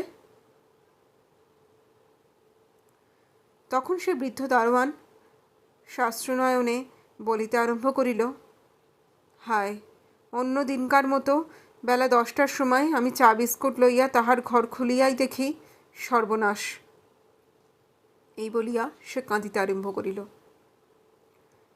গিরিজাবাবু বলিলেন, দেখিতেছি তোমার হৃদয় অল্পেই গলিয়া যায়। আমার আর বেশি সময় নাই, একটু থামো, আমার এই গোটা কয়েক কথার স্থিরভাবে উত্তর দাও। যখন তুমি দেখিলে যে তোমার মনিব হতাবস্থায় পড়িয়া রহিয়াছে, তখন তুমি কি করিলে? দারোয়ান, আমি চিৎকার করিয়া সকলকে ডাকিয়া বলিলাম যে বদমায়েশ গোয়ার ভাইপো এই কর্ম করিয়াছে। গিরিজা, তুমি কি রূপে জানিতে পারিলে যে খুনটি ঠিক রামগোপালই করিয়াছে? দারোয়ান, সে ছাড়া আর কাহারও কাজ নহে। দুষ্ট বালক সন্ধ্যার সময় আমার মনিবের সহিত দেখা করিতে আসিয়াছিল। যখন সে ফিরিয়া যায় তখন রাত্রি 12টা। সে এখানে আসিলে আমার সহিত দেখা না করিয়া যাইত না, কিন্তু সেদিন যাইবার সময় আমার সহিত সাক্ষাৎ করিয়া গেল না। আমি নিশ্চয় বলিতেছি, সে যাইবার পর যতক্ষণ পর্যন্ত না এই খুনের বিষয়ে আমি জানিতে পারিয়াছিলাম, ততক্ষণ কেহই আমার মনিবের সহিত সাক্ষাৎ করিতে আসে নাই। গিরিজা, সেই ব্যক্তি যে রামগোপাল, তাহা তুমি দেখিয়াছিলে? দারোয়ান, না, অন্ধকারে তাহার মুখ ভালো করিয়া দেখিতে পাই নাই, কারণ সে তখন অতি দ্রুত পদে বাটি হইতে বাহির হইয়া গেল। তাহার উপর আবার ভালো আলোকও ছিল না। এই কথা শুনিয়া একেবারে উল্লাসে লাফাইয়া উঠিলাম। আমি আর থাকিতে না পারিয়া দারোয়ানকে জিজ্ঞাসা করিলাম, যদি তুমি তাহাকে ভালো করিয়া দেখিতেই পাও নাই, তবে তাহাকে রামগোপাল বলিয়া চিনিলে কি প্রকারে? আমার কথায় দারোয়ান কিছু তীব্র স্বরে উত্তর করিল, রামগোপালকে ভালো করিয়া দেখি নাই বটে, তাহার কুকুরকে তো দেখিয়াছি। গিরিজা: রামগোপালের কুকুরটা কেমন? দারোয়ান: সেটা একটা কালো বিলাতি কুকুর। রামগোপাল সেটাকে পাখা বলিয়া ডাকিত। কুকুরটা রামগোপালের সঙ্গ ছাড়ি থাকিত না। এখানে তাহার সহিত প্রায়ই আসিত এবং রামগোপাল ভিন্ন অন্য কাহারও সহিত যাইত না। কুকুরটার কপালে সাদা দাগ আছে। ইহের পর গিরিজাবাবু দারোয়ানকে বিদায় করিলেন। আবার বলিলেন, বোধ হয় রামগোপাল হত্যাকারীর মধ্যে একজন। আমরা যখন এই প্রকার কথাবার্তা কহিতেছিলাম, তখন সরকারি ডাক্তারদ্বয়ের আগমন হইল। তাহারাও একত্রিত হইয়া বলিলেন, হতব্যক্তি আঘাত মাত্রেই মৃত্যুমুখে পতিত হইয়াছেন। সুতরাং তিনি রামগো এই 3টি কথা লিখিবার সময় প্রাপ্ত হন নাই। ডাক্তারদিগের সহিত আমার মত মিলিল দেখিয়া আমি আনন্দিত হইলাম। পুলিশ সাহেব তখনও নিজের গো ছাড়েন নাই। তিনি তখনও বলিতেছেন, হত্যাকারী যখন নিজের সকল অপরাধী স্বীকার করিয়াছে, তখন আমাদিগকে মাথা ব্যথা করিবার আবশ্যক কি? গিরিজাবাবুর মন এই কথায় পরিতৃপ্তি লাভ করিল না। তিনি সংশয় দূর করিবার জন্য কৃতসংকল্প হইলেন। তাহার পর আমাকে বলিলেন, চলো জগদীশ, একবার হাজতগৃহে যাইতে হইবে। আমরা যখন হত যোগেনবাবুর বাটি হইতে বাহির হইলাম, তখন রাত্রি হইয়াছে। তখনও আমাদের আহারাদি হয় নাই। বিশেষত এই লোমহর্ষণ ঘটনার প্রতি তরঙ্গেই আমরা এতদূর বিস্তৃত ও কিংকর্তব্য বিমূঢ় হইয়া পড়িয়াছিলাম যে আমরা ক্ষুধা তৃষ্ণার কথা একেবারে বিস্মিত হইয়াছিলাম বলিলেই চলে। যাহা হোক, আমরা মুহূর্তকাল মাত্র সময় নষ্ট না করিয়া একখানি গাড়ি ভাড়া করিলাম এবং বরাবর হাজতগৃহের অভিমুখে রওনা হইলাম। গিরিজাবাবু গাড়িতে বসিয়া গভীর চিন্তায় মগ্ন হইলেন। তাহার মুখমণ্ডল গম্ভীর ভাব ধারণ করিল। কিয়ৎক্ষণ পরে তিনি সেই নীল শিলমোহরযুক্ত ছিপিটি পকেট হইতে বাহির করিয়া দেখিতে আরম্ভ করিলেন এবং বলিলেন, ইহার সাহায্যেই আমি প্রকৃত দোষী বাহির করিতে পারিব। আমি বুঝিতে পারিলাম না গিরিজাবাবু এই সামান্য ছিপিটির দ্বারা কতদূর কৃতকার্য হইবেন। অনতিবিলম্বেই আমাদের গাড়ি হাজতগৃহের দ্বারে উপস্থিত হইল। সাহেব নিচে ছিলেন না। চাপরাশি বলিল, সাহেব এইমাত্র ওপরে গিয়াছেন। আমরা চাপরাশিকে সঙ্গে লইয়া ওপরে যাইয়া একেবারে সাহেবের সহিত সাক্ষাৎ করিলাম। সাহেব গিরিজাবাবুকে দেখিয়া বলিলেন, গিরিজাবাবু, আমিও আপনার আগমন প্রতীক্ষা করিতেছিলাম, কারণ আর একজন হত্যাকারী গ্রেপ্তার হইয়া হাজতগৃহে আবদ্ধ আছে। এইরূপ শুভ মুহূর্তে ও মহেন্দ্র যোগের রাসায়নিক মিলন না হইলে তো আপনাদের বড় একটা এখানে পদার্পণ হয় না। কারাধ্যক্ষের মৃদু শ্লেষপূর্ণ কথাগুলি শুনিয়া গিরিজাবাবু ঈষৎ হাসিলেন। তাহার পর সকলে মিলিয়া বন্দী রামগোপালের গৃহাভিমুখে অগ্রসর হইয়া গেল। গিরিজাবাবু জিজ্ঞাসা করিলেন, ম্যাজিস্ট্রেট সাহেব এখানে আসিয়াছিলেন কি? সাহেব বলিলেন, হ্যাঁ, তিনি বোধহয় আধ ঘণ্টার বেশি হইবে না এখান হইতে চলিয়া গিয়াছেন। যাইবার সময় মাত্র এই কথাটি তাহার নিকট হইতে শুনিয়াছি যে লোকটা বড়ই সত্যবাদী, নিজের অপরাধ অস্বীকার করিতে বিন্দুমাত্র চেষ্টা করে নাই। কথায় কথায় আমরা রামগোপালের গৃহদ্বারে আসিয়া পৌঁছিলাম। গিরিজাবাবু বলিলেন, আমার অনুরোধ সকলে একটু অন্তরালে দাঁড়াইয়া চুপ করিয়া থাকুন। শুনিবেন আমার সঙ্গে কথাবার্তায় একটি নিগূঢ় রহস্য বাহির হইয়া পড়িবে। কারাধ্যক্ষ পকেট হইতে চাবি বাহির করিয়া গৃহদ্বার উন্মুক্ত করিল। গিরিজাবাবু একাকী গৃহমধ্যে প্রবিষ্ট হইলেন। আমরা একটা সার্সির মধ্য হইতে দেখিতে লাগিলাম। দেখিলাম লোকটা হাঁটুর ওপর মাথা দিয়া বসিয়া রহিয়াছে। সুতরাং আমরা তাহার মুখ দেখিতে পাইলাম না।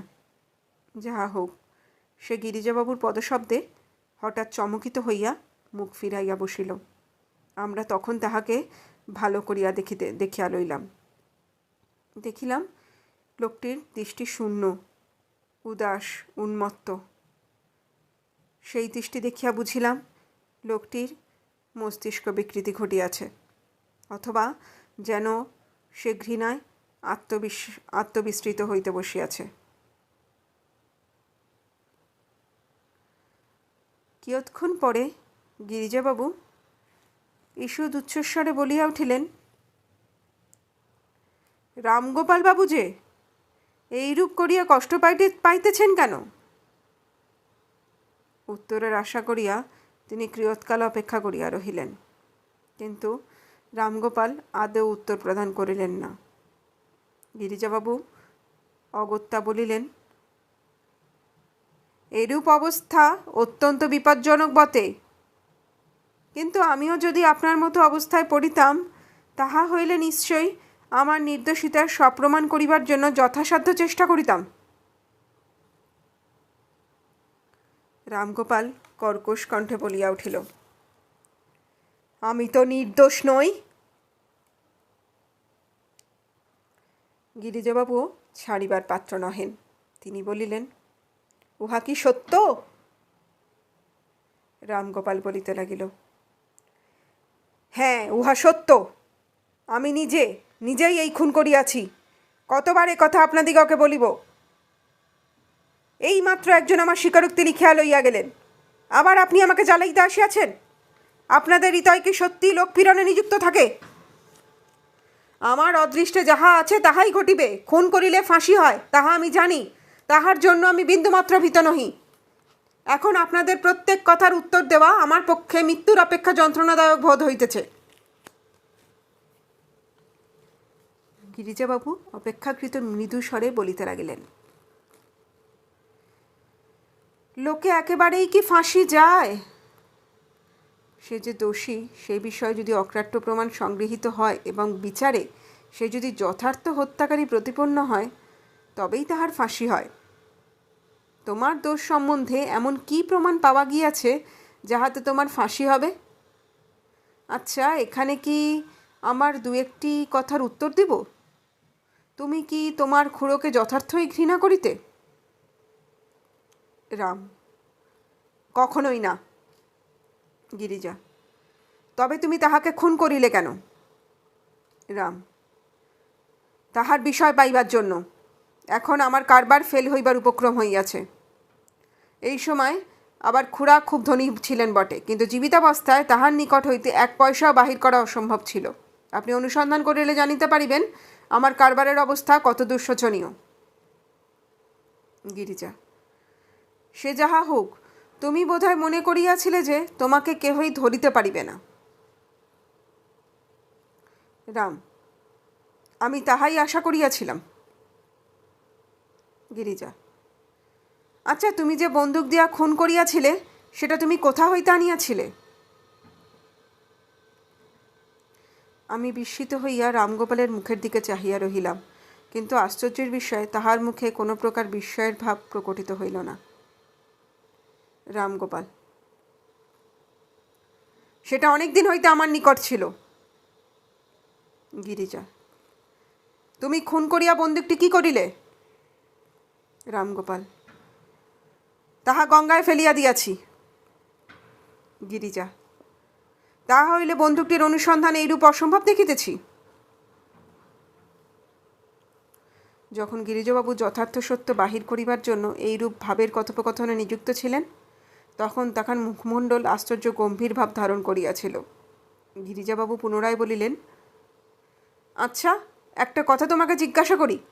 কথাটা আমরা ভালোরূপ বুঝিতে পারিতেছি না। খুন করিবার সময় তুমি কি তোমার কুকুরটি সঙ্গে লইয়া গিয়াছিলে, না সেটি আপনা আপনিই তোমার পশ্চাতে গিয়াছিল? আমার কুকুর? অত্যন্ত বিস্ময়ের সহিত রামগোপাল এই কয়েকটি কথা উচ্চারণ করিল। হ্যাঁ, তোমার সেই কুকুর। দারোয়ান তাহাকে চিনিতে পারিয়াছিল। গিরিজাবাবু দৃঢ়তার সহিত কথা বলিলেন। রামগোপাল মুখ বিকৃত করিয়া কি বলিতে যাইতেছিল আত্মসংবরণ করিয়া ফেলিল। তাহার পর বলিল, আর আমাকে কষ্ট দেবেন না। আমি আর একটি কথার উত্তর দেব না। গিরিজাবাবু তাহাকে আর অধিক বিরক্ত করিলেন না। সাহেব ও আমি ঘরের বাহিরে সারসির ধারে দাঁড়াইয়া সকল কথাই শুনিতেছিলাম। গিরিজাবাবু হাজতঘর হইতে বাহির হইয়া আসিলে আমিও তাহার সহিত মিলিত হইলাম। 2-4টি কথার পর আমরা সাহেবের নিকট হইতে বিদায় গ্রহণ করিলাম। আমাদের গাড়ি বাহিরে অপেক্ষা করিতেছিল। শীঘ্রই গাড়িতে উঠিলাম।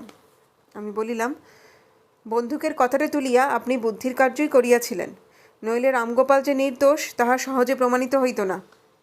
যা হোক, আমাদের অনুমান যে অনেকটা সত্য হইল, তাহাই ভালো। গিরিজাবাবু বলিলেন, অনেক রহস্যপূর্ণ ঘটনা দেখিয়াছি, এইরূপ অপরূপ ঘটনা একটিও দেখি নাই। বাটি পৌঁছতে দেখিয়াছি রাত্রি হইবে। যা হোক, আজ আমাদের বাড়িতে তোমার নিমন্ত্রণ রহিল। রাত্রি 10টার ওপর হইবে। আমরা গিরিজাবাবুর বাড়িতে পৌঁছিলাম। গিরিজাবাবু দ্বার উন্মোচনের সংকেত সূচক এক প্রকার শব্দ করিবা মাত্র দ্বার উন্মুক্ত হইয়া গেল। গিরিজাবাবু আমাকে সঙ্গে করিয়া ভিতর মহলে লইয়া গেলেন।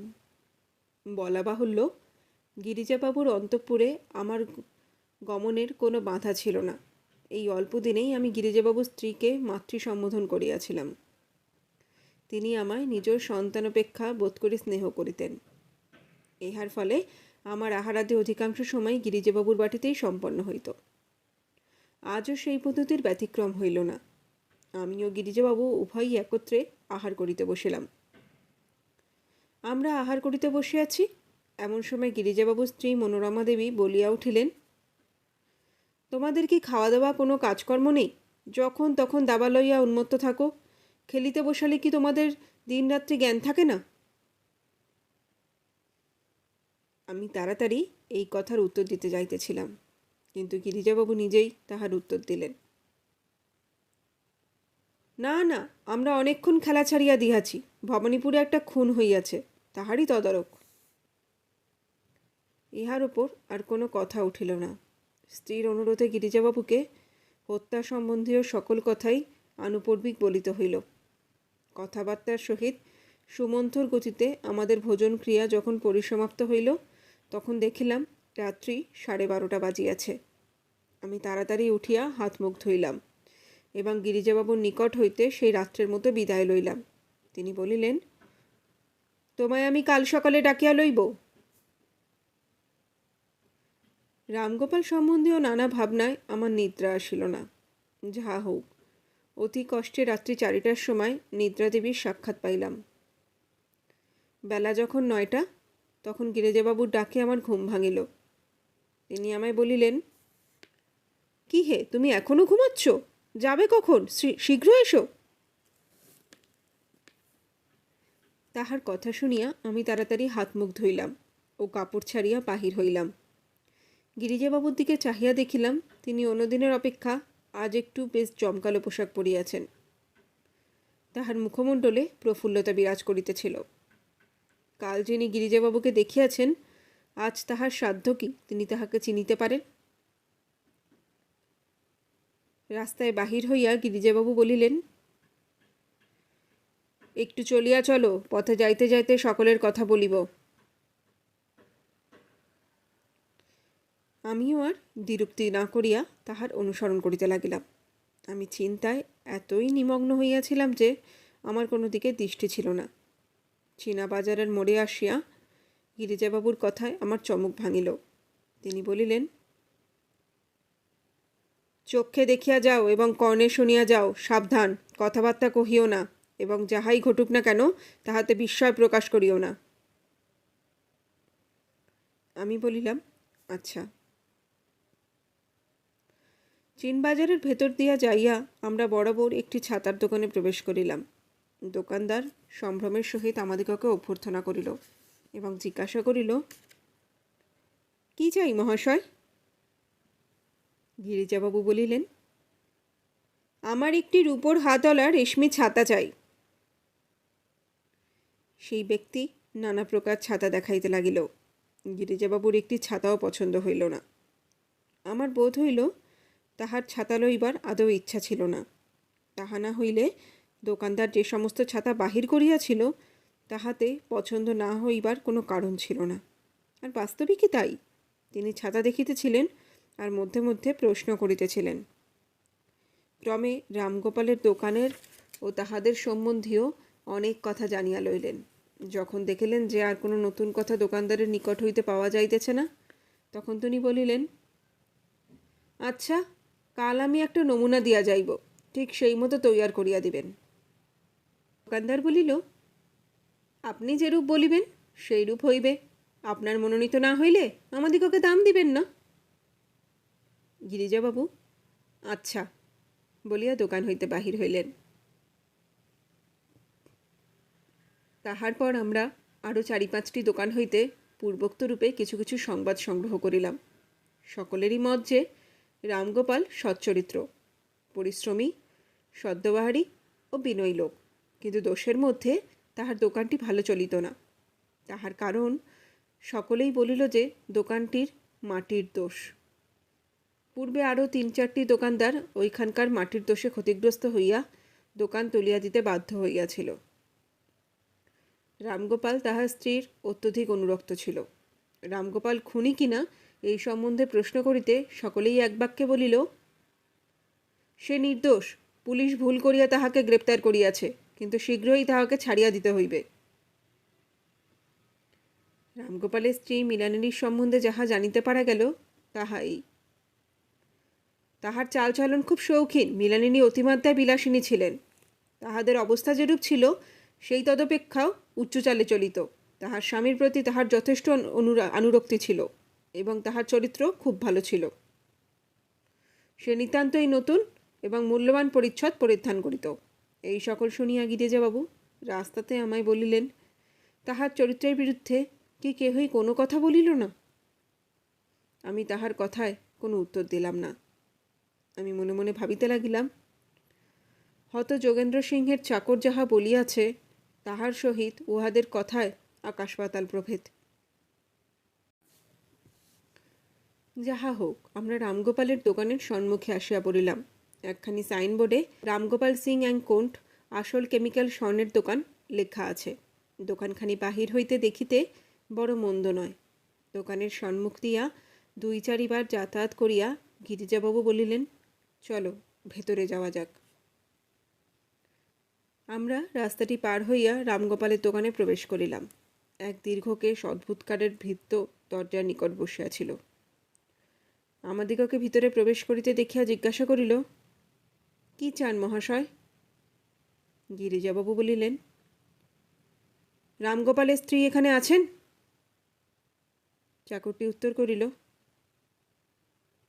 হ্যাঁ, তিনি ওই ঘরে আছেন। আমি এখনই যাইয়া খবর দিই গিয়ে। 2জন বাবু আপনার সঙ্গে দেখা করিতে চান। কারণ গিরিজাবাবু আর তাহাকে কথা সমাপ্ত করিতে দিলেন না। তিনি ভ্রুকুটি সহকারে রূঢ়স্বরে বলিলেন, আর বলিতে হইবে না। যখন তিনি এখানে আছেন তখন আমরা নিজেরাই যাইয়া সাক্ষাৎ করিব। তুমি বসিয়া থাকো। আমি অত্যন্ত কৌতূহলের সহিত ভৃত্য নির্দিষ্ট গৃহাভিমুখে চলিলাম। আমার মনে দৃঢ় বিশ্বাস ছিল এই সাক্ষাতে কিছু না কিছু রহস্যভেদ হইতে পারে, এবং তাহার জন্য আমি এতদূর উত্তেজিত হইয়াছিলাম যে আমি কিছুতেই গম্ভীর ভাব ধারণ করিতে পারিতেছিলাম না। যাহা হোক, অনেক কষ্টে গাম্ভীর্য ধারণ করিয়া আমি গিরিজাবাবুর অনুসরণ করিলাম। কিছু দূর অগ্রসর হইয়া আমরা দোকানের শেষ ভাগে একটি গৃহের সম্মুখে আসিয়া উপস্থিত হইলাম। ঘরটি মাঝারি রকমের। ঘরটিতে সুন্দর সুন্দর মূল্যবান আসবাব থাকিলেও সেগুলি ঠিক শৃঙ্খলার সহিত সজ্জিত হয় নাই। একদিকে একটি দেরাজ, তাহারই পার্শ্বে আরাম চেয়ারে শুইয়া একটি স্ত্রীলোক কি একখানি দলিল দেখিতেছিলেন। ইহাই রামগোপালবাবুর স্ত্রী মৃণালিনী। মৃণালিনী অসামান্য রূপলাবণ্যবতী। ঔপন্যাসিকের নায়িকার মতো অথবা চিত্রকরের চিত্রের মতো মৃণালিনী সৌন্দর্যশালিনী।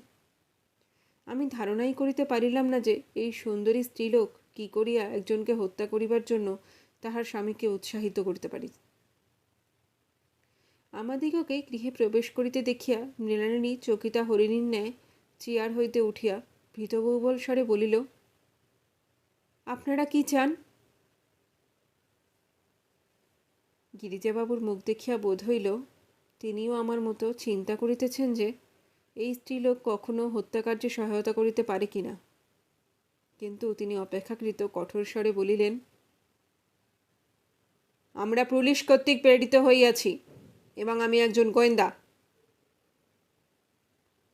এই কথা শুনিয়া মৃণালিনী হতাশভাবে অশ্রুজল এবং ঘন ঘন দীর্ঘশ্বাস পরিত্যাগ করিতে লাগিলেন।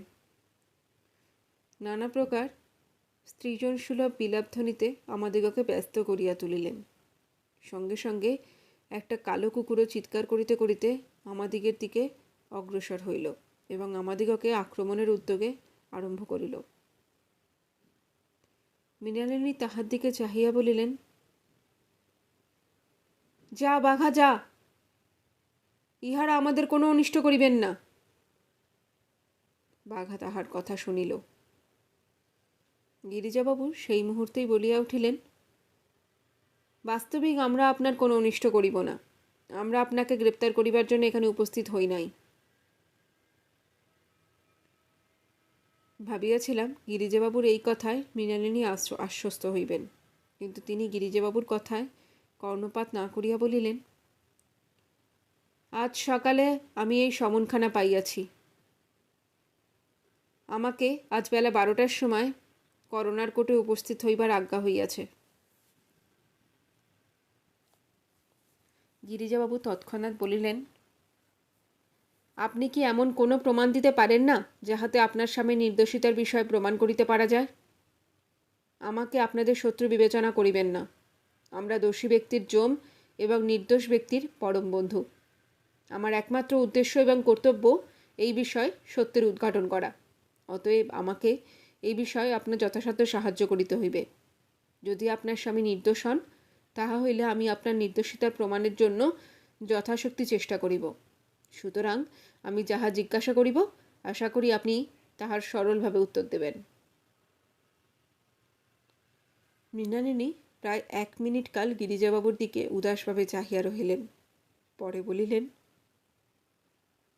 কি প্রশ্ন করিবেন করুন। গিরিজাবাবু একখানি চেয়ার টানিয়া লইয়া মৃণালিনীর সম্মুখে বসিলেন। আমিও তাহার পাশে একখানি চেয়ার লইয়া বসিলাম। এতক্ষণ দাঁড়াইয়াই আমাদের কথাবার্তা চলিতেছিল। গিরিজাবাবু বলিলেন, আপনি বোধহয় জানিতে পারিয়াছেন যে যোগেনবাবু রাত্রি 9টার পর খুন হন। মৃণালিনী, আমি তাই শুনিয়াছি বটে। গিরিজা, আচ্ছা বলুন দেখি, রাত্রি 9টার পর হইতে 12টা পর্যন্ত রামগোপালবাবু কোথায় ছিলেন? প্রশ্ন শুনিয়া মৃণালিনী কাঁদিয়া উঠিলেন। গিরিজা, ক্ষমা করুন, আপনি বোধহয় নিশ্চয় বলিতে পারেন পরশু সন্ধ্যার পর আপনার স্বামী বাড়ি ছিলেন কিনা? মৃণালিনী, সেদিন সন্ধ্যার পর আমার স্বামী বাড়ি ছিলেন না। গিরিজা, বলতে পারেন কি তিনি কোথায় গিয়াছিলেন? মৃণালিনী, বলিতে পারি। আমাদের একজন কর্মচারী জোড়াসাঁকোয় থাকে। একটি আতরদান ও গোলাপদানে মুক্ত বসাইবার জন্য তাহার নিকট দেওয়া হয়। কাজটা খুব জরুরি ছিল। পরশু সন্ধ্যার সময় কারিগর কাজটি দিয়া যাইবে বলিয়াছিল। আমার স্বামী আহার করিতে করিতে বলিলেন, কই সে তো এখনো আসিল না, আমি একবার দেখিয়া আসি সে কি করিতেছে। তিনি আহারাদি করিয়া রাত্রি 9টার সময় বাটি হইতে বাহির হইয়া গেলেন। গিরিজা, তাহা হইলে বোধ হয় আপনাদের সেই কর্মচারীকে জিজ্ঞাসা করিলেই জানিতে পারিব রামগোপালবাবু তাহার নিকট গিয়াছিলেন কিনা। মৃণালিনী, দুর্ভাগ্যের বিষয়, আপনি জানিতে পারিবেন না। গিরিজা, কেন জানিতে পারিব না? মৃণালিনী, কারণ সে তখন বাটি ছিল না। আমার স্বামী তাহার দেখা পান নাই। গিরিজা, কিন্তু বোধহয় সেই বাটির চাকর বলিতে পারিবে রামগোপালবাবু সেখানে ছিলেন কিনা। মৃণালিনী, না মহাশয়, যে বাটিতে সে থাকে সেখানে তাহার চাকর বাকর কেহই ছিল না। গিরিজা, আচ্ছা, রামগোপালবাবুর বাটি ফিরিয়াছিলেন কখন? মৃণালিনী, প্রায় রাত্রি দ্বিপ্রহরের সময়। গিরিজা, তাহা হইলে তিনি অনেক রাত্রেই বাটি ফিরিয়াছিলেন। মৃণালিনী, হ্যাঁ নিশ্চয়। আমি তাহাকে এত দেরি হইবার কারণ জিজ্ঞাসা করাতে তিনি বলিলেন, গাড়ি না পাওয়ায় আমাকে চলিয়া আসিতে হইয়াছিল। তিনি মদ খাইয়াছিলেন এবং আমি তাহার মুখে মদের গন্ধ পাইয়াছিলাম। গিরিজা: আপনার স্বামীকে তখন কিরূপ দেখাইতেছিল? মৃণালিনী: তাহাকে যেন একটু ক্রুদ্ধভাবযুক্ত বোধ হইতেছিল, কিন্তু সেটা স্বাভাবিক। গিরিজা: তখন তাহার বেশভূষা কেমন ছিল? মৃণালিনী: যে বেশে তিনি ধীত হইয়াছিলেন সেই বেশ। গিরিজা: তাহা হইলে আপনি তাহার আকৃতিতে কিংবা পোশাকে কিছু বিশেষত্ব দেখিতে পান নাই? মৃণালিনী: আজ্ঞে না। আমি চিন্তা করিতে লাগিলাম, রামগোপালের বিরুদ্ধে যে প্রকার প্রমাণ দাঁড়াইতেছে, তাহাতে সে যে দোষী সে বিষয়ে আর সন্দেহ নাই।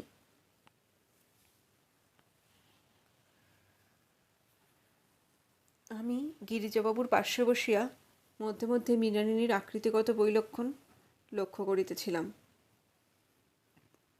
মৃণালিনী এইরূপ ভাব প্রকাশ করিতেছিলেন যেন তিনি শোকে ও দুঃখে একেবারে মুহ্যমান হইয়া পড়িয়াছেন, কিন্তু বিশেষভাবে লক্ষ্য করিয়া দেখিতে বোধ হইল যেন তাহার অন্তর্নিহিত গুপ্ত আনন্দ নয়নে উদ্ভাসিত হইয়াছে। মৃণালিনীর এই ভাব দেখিয়া আমি চিন্তা করিতে লাগিলাম, তবে ইনিই কি হত্যাকাণ্ডে প্রকৃত অপরাধিনী? এই চিন্তা ইতিপূর্বে অনেকবার আমার মনে উদিত হইয়াছিল। মৃণালিনীর ভাব দেখিয়া সেই সন্দেহ আমার মনে প্রথমূল হইল। গিরিজাবাবুর নিষেধ সত্ত্বেও আমি আর নীরব থাকিতে পারিলাম না। ঈষৎ রূঢ় স্বরে মৃণালিনীকে বলিলাম, আচ্ছা, যে রাত্রিতে যোগেনবাবু হত হন সেই রাত্রে আপনি কোথায় ছিলেন? গিরিজাবাবু আমায় ইঙ্গিতে নীরব হইতে বলিলেন। আমি নীরব হইলাম। পরক্ষণেই গিরিজাবাবু মৃণালিনীকে জিজ্ঞাসা করিলেন, আচ্ছা, এইমাত্র না আপনি বলিতেছিলেন যে আপনাদিগকে কারবার ভালোরূপ চলিতেছিল না? মৃণালিনী: আজ্ঞে হ্যাঁ। গিরিজা: এই টানাটানির বাজারে আপনার স্বামীকে বড় কষ্টে পড়িতে হইয়াছিল। বিশেষত আপনার সুখ স্বাচ্ছন্দ্য রক্ষা করিবার জন্য তাহাকে বড়ই ব্যস্ত হইতে হইয়াছিল, কেমন না? মৃণালিনী: কিন্তু মহাশয়, আমি শপথ করিয়া বলিতে পারি আমার স্বামী নির্দোষ। গিরিজা: তাহা হইলে রামগোপাল বাবু যে নিজের দোষ স্বীকার করিয়াছেন সে সম্বন্ধে আপনার মত কি? মৃণালিনী: আপনারা আমার স্বামীকে হঠাৎ একটা অত বড় পাপকার্যের নায়কস্বরূপ গ্রেপ্তার করিলেন, সেই জন্য তিনি ভীত ও নিরাশ হইয়াই নিজের দোষ স্বীকার করিয়াছেন। নিশ্চয়ই সে সময় তাহার মন স্থির ছিল না। গিরিজা: হ্যাঁ, এ কথা না হয় স্বীকার করলাম, কিন্তু তাহার পর হাজতে একটি রাত্রি কাটিয়া গিয়াছে, তবু তো তিনি নিজের দোষ স্বীকার করিতে ছাড়েন নাই। মৃণালিনী: হা ভগবান, আমার স্বামী তবে নিশ্চয়ই পাগল হইয়াছেন।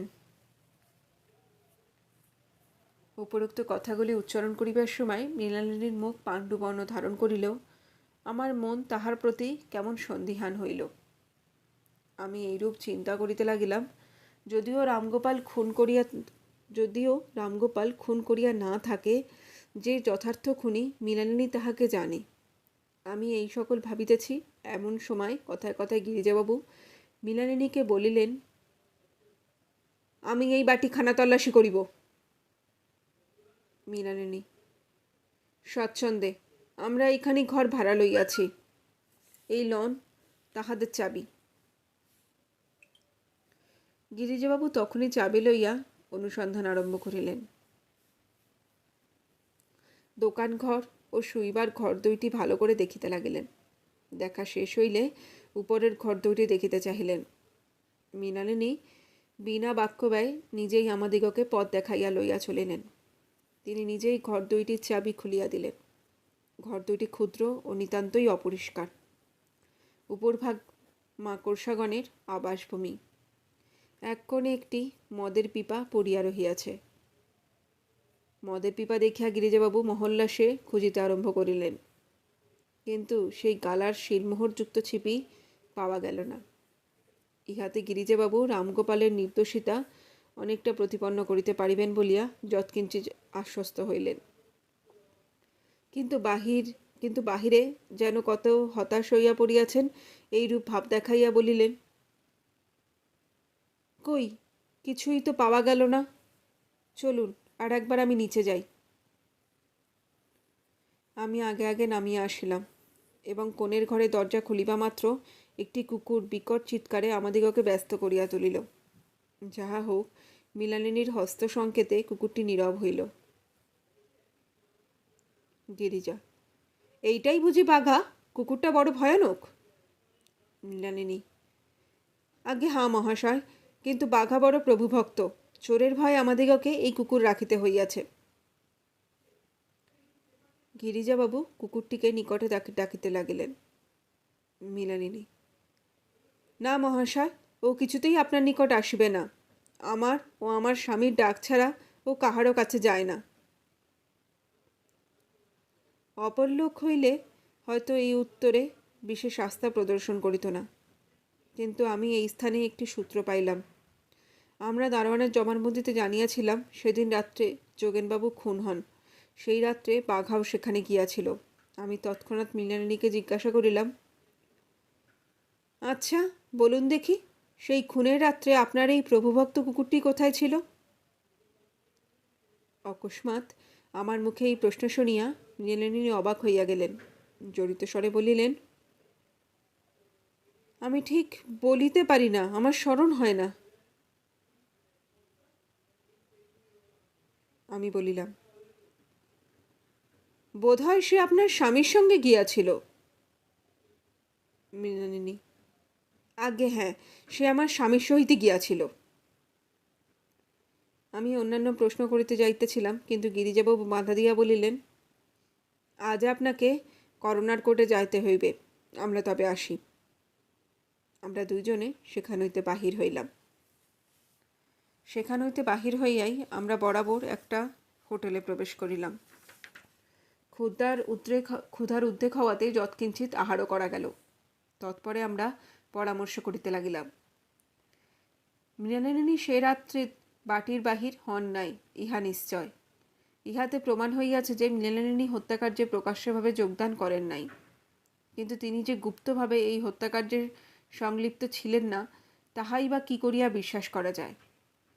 আমার বিশ্বাস যে মৃণালিনী এই হত্যাকাণ্ডের বিষয় সম্পূর্ণ অবগত ছিলেন এবং তিনি নিশ্চয়ই হত্যাকারীকে চেনেন। তাহা হইলে এখন প্রকৃত হত্যাকারীকে? হত্যাকারী এমন ব্যক্তি নিশ্চয়ই হইবে যাহাকে বাঘা ঠিক তাহার প্রভু বা প্রভুপত্নীর মতো দেখে এবং তাহাদের মতো তাহার হুকুম পালন করে। কারণ বাঘা যে সেই হত্যারজনীতে সেখানে গিয়াছিল সে বিষয় আমরা যথেষ্ট প্রমাণও পাইয়াছি। আমার বিশ্বাস যে বাঘা আরেকটি লোকের আজ্ঞা পালন করে। তাহা হইলে নিশ্চয়ই এই লোকটি মাঝে মাঝে কেন, প্রায় রামগোপালের দোকানে আসিত। এখন এই লোকটি কে? এই লোকটি যে রামগোপাল ও মৃণালিনীর অন্তত মৃণালিনীর বন্ধু ছিল, তাহাতে আর সন্দেহ কি? অথচ এই হত্যাকাণ্ড এই রূপে সম্পূর্ণ হইয়াছে যাহাতে রামগোপালের স্কন্ধেই হত্যাকার্যের সমুদয় দোষ পতিত হয়। তবে এই হত্যাকারী নিশ্চয়ই রামগোপালের একজন প্রবল শত্রু এবং মৃণালিনীর একজন প্রাণের বন্ধু। মৃণালিনী তাহার নাম জানেন, কিন্তু প্রকাশ করিতেছেন না। এই সকল বিষয় হইতে নিম্নলিখিত সিদ্ধান্তে উপস্থিত হইতে পারা যায়, মৃণালিনীর এক ভালোবাসার পাত্র আছে।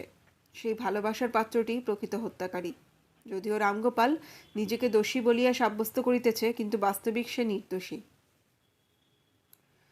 মৃণালিনীর প্ররোচনায় এই হত্যাকাণ্ডটি সংঘটিত হইয়াছে।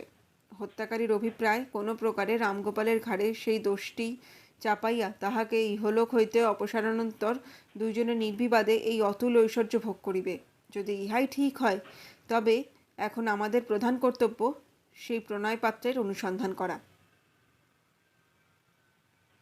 গিরিজাবাবু আমার কথা শুনিয়া কিছুক্ষণ নির্বাক রহিলেন। তাহার পর আমাকে বলিলেন, তুমি কিছুক্ষণ অপেক্ষা করো, দেখো আমি কি উপায় কার্য উদ্ধার করি। আর বোধ হয় ঘণ্টাখানেক বাদে মৃণালিনী করোনার কোর্টে যাইবে। সেই সময় সেই ছোট চাকরটা দোকানে থাকিবে, আর আমি তাহারই সাহায্যে প্রকৃত তথ্যের আবিষ্কার করিব। কিছুক্ষণ আমরা দোকানের আশপাশে বেড়াইতে লাগিলাম। উদ্দেশ্য, কখন মৃণালিনী বাহির হন দেখিতে পাইব। যাহা হোক, অল্পক্ষণ পরেই মৃণালিনী বাহির হইলেন। আমরাও অবসর বুঝিয়া দোকানে প্রবিষ্ট হইলাম। আমাদিগকে হঠাৎ দোকানে প্রবেশ করিতে দেখিয়া ছোট চাকরটি যেন ভয় জড়সড় হইয়া গেল। সে কোনো কথা কহিবার পূর্বেই গিরিজাবাবু কিঞ্চিৎ রুক্ষস্বরে তাহাকে বলিলেন, মৃণালিনী এখন আছেন? চাকর, আগে না মহাশয়, তিনি এইমাত্র বাহির হইয়া গেলেন। গিরিজা, বাহিরে গেলেন?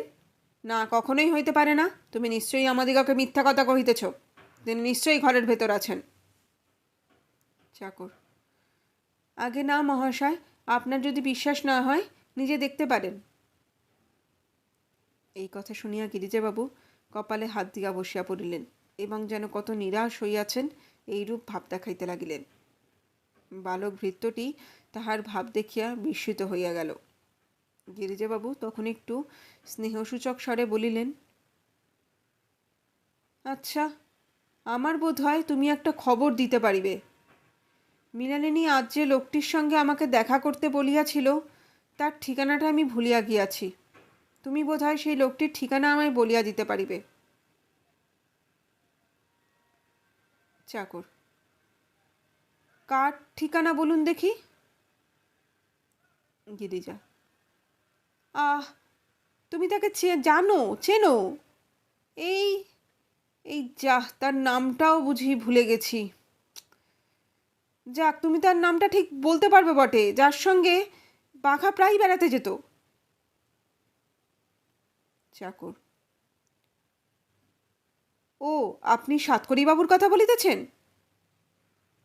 গিরিজা, হ্যাঁ হ্যাঁ, সে সাতকড়িবাবুই বটে। আচ্ছা বলো দেখি, সে কী কাজ করত? চাকর, তিনি আমার মনিবের দোকানের বড় কারিগর। প্রায় বড় বড় কাজই তো তিনিই করেন। গিরিজা, তার বাড়ির ঠিকানাটা বোধ হয় ঠিক বলে দিতে পারো? চাকর, হ্যাঁ, তার বাড়ির ঠিকানা অমুক নম্বর বলরাম দে স্ট্রিট, জোড়াসাঁকো। বালক ভৃত্যটি গিরিজাবাবুকে উপরে লিখিত খবরগুলি দিয়া যেন কতই আনন্দিত হইল। সে বুঝিতে পারিল না আমরা কি কৌশলে কার্যোদ্ধার করিলাম। যাহা হোক, তাহাকে উপহাস ছলে ধন্যবাদ দিয়া আমরা দোকান হইতে বাহির হইলাম। রাস্তায় বাহির হইয়াই আমরা সাগ্রহে গিরিজাবাবুকে বলিলাম, চলুন, আমরা এখনই যাইয়াই তাহাকে ধরি। নিশ্চয় সে খুনে। গিরিজাবাবু বলিলেন, শুধু গেলে কোনো কাজই হবে না। গ্রেপ্তারি পরোয়ানা না পাইলে উহাকে ধরিবার আমাদের অধিকার নাই। শীঘ্র চলো, ম্যাজিস্ট্রেটের কাছ হইতে একখানি পরোয়ানা বাহির করিয়া আনি। গিরিজাবাবু ও আমি বেগে পুলিশ কোর্টের দিকে ছুটিলাম। আমরা যাইয়া দেখিলাম যে ম্যাজিস্ট্রেট সাহেব টিফিনে বসিয়াছেন। গিরিজাবাবু একজন আরদালিকে জিজ্ঞাসা করিলেন, সাহেব কতক্ষণ টিফিনে গিয়াছেন? আরদালি বলিল, প্রায় আধ ঘন্টা। গিরিজা, আচ্ছা, এই কাঠখানি তাহাকে দাও। আরদালি গিরিজাবাবুকে চিনিত। সে তৎক্ষণাৎ কাঠখানি লইয়া চলিয়া গেল। অনেকক্ষণ পর ফিরিয়া আসিয়া বলিল, আপনাকে সাহেব ডাকিতেছেন। তাড়াতাড়ি আমরা সাহেবের সম্মুখে উপস্থিত হইলাম।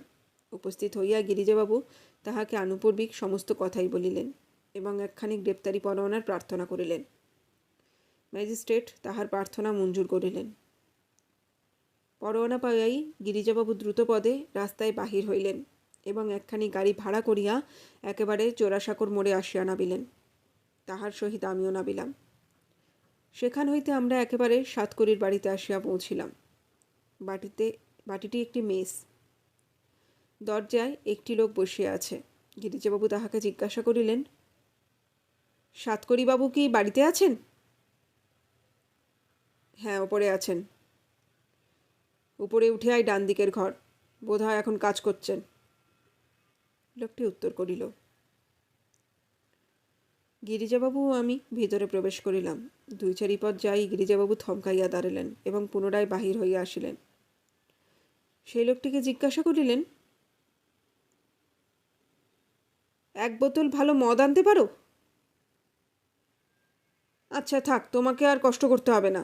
সাতকড়ি কোথা থেকে মতরদ আনে? লোকটি বলিল, ঠিক জোড়াসাগর মোড়ে যে মদের দোকান আছে সেই দোকানটা থেকে। আমরা সেই দোকানে উপস্থিত হইলাম। গিরিজাবাবু দোকানদারকে বলিলেন, এক বোতল বেশ ভালো মদ দাও তো, নীল শিলমোহর করা ছিপি জার, সেই মদ দাও। দোকানদার তৎক্ষণাৎ সেইরূপ এক বোতল মদ দিল। গিরিজাবাবু পকেট হইতে সেই ছিপিটা বাহির করিয়া বোতলের ছিপির সহিত মিলিয়াইয়া লইলেন। দেখিলেন ঠিক ঠিক মিলিয়াছে। দোকানদারের সহিত একটা দর কষাকষি করিয়া গিরিজাবাবু বাহিরে হইলেন।